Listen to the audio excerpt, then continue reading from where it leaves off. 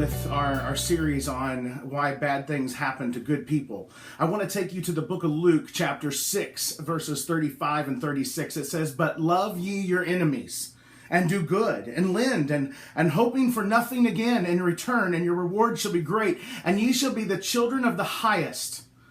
For he is kind unto the unthankful and to the evil. But be ye therefore merciful, as your Father also is merciful."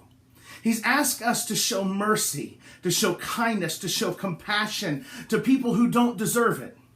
You know, just recently, our nation faced another tragic shooting, and this time it happened inside of a church. 9 people were shot. 9 people killed. And those 9 people had families, had people that loved them.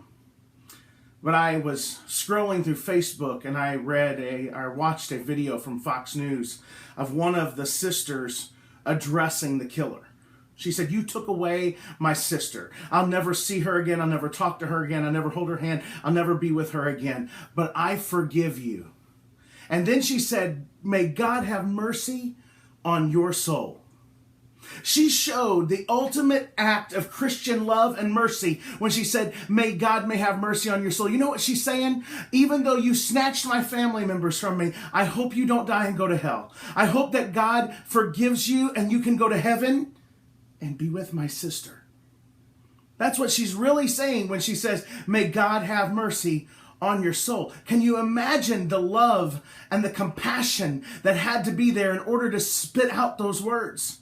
I don't know if I could have come with that same kind of mercy and compassion. I pray to God that I could have, but to think that she said, "May God have mercy on your soul. May God show compassion to you," really shows the true Christian nature of this woman. You see, and it also shows that this isn't some church that was going to go and blame God. "God, we were having church, we were worshiping you, we were praising you, and where were you, God?" Shaking your fist at God again. "Where were you, God, when all this tragic thing happened?" God was right there teaching his children how to show love, how to show compassion, how to show mercy. And I think that we saw true Christians rise up from the ashes of this aftermath. Back in church on Sunday morning. Yesterday, they were right back in church. Now, President Obama wants to take this same scenario and wants to run it up and use it as gun control. And, you know, he sees a tragic thing and he wants to capitalize on it. And that's, I'm sure, going to be his goal and his motives and his duties.